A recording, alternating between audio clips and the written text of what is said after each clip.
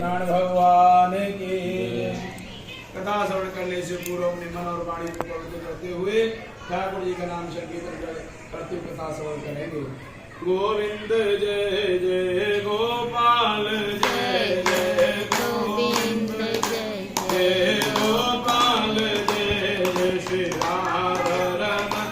हरे गोविंद जय जय श्री राधा रमण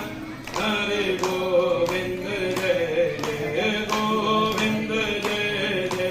गोपाल जय जय गोविंद जय जय गोपाल जय जय श्री राधा रमण हरे गोविंद जय जय श्री राधा रमण हरे गोविंद जय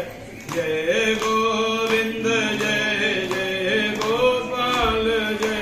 जय गोविंद जय जय गोपाल जय जय श्री राधा रमण हरे गोविंद जय जय श्री राधा रमण हरे गोविंद जय जय। बोलिए आनंद गंध भगवान की,